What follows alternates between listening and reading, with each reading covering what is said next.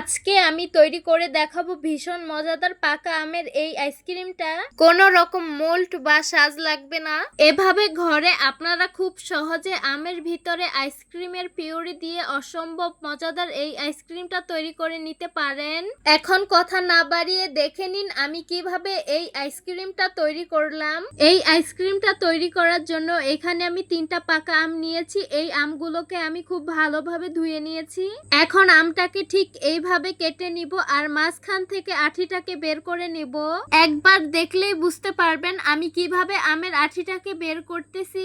এইভাবে আমি 3টা আমের আঠি বের করে খোসাটাকে রেখে দিয়েছি। এখন আমি ব্লেন্ডার জারে দিয়ে দিলাম আমের পিউরি, দিয়ে দিব 1 কাপ গুঁড়ো দুধ, 1 কাপ দিয়ে দিব চিনি, 1 কাপ পরিমাণ দিয়ে দিব জাল করে রাখা লিকুইড দুধ। এখন চামচ দিয়ে একটু মিশিয়ে ঢাকনা দিয়ে ঢেকে খুব ভালোভাবে ব্লেন্ড করে নিব।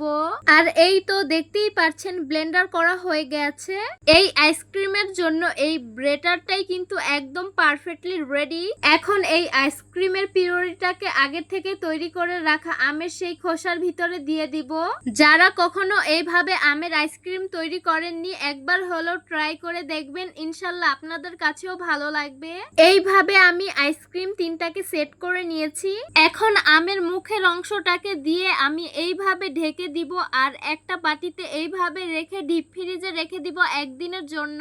1 দিন পর আমি ফ্রিজ থেকে বের করে নিয়েছি। এই তো দেখতেই পাচ্ছেন কত পারফেক্ট ভাবে কিন্তু সেট হয়ে গেছে।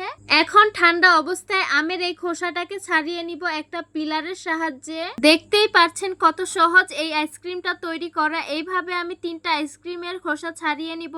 আর এই তো দেখতেই পাচ্ছেন আইসক্রিমটা আমি এইভাবে কেটে নিলাম।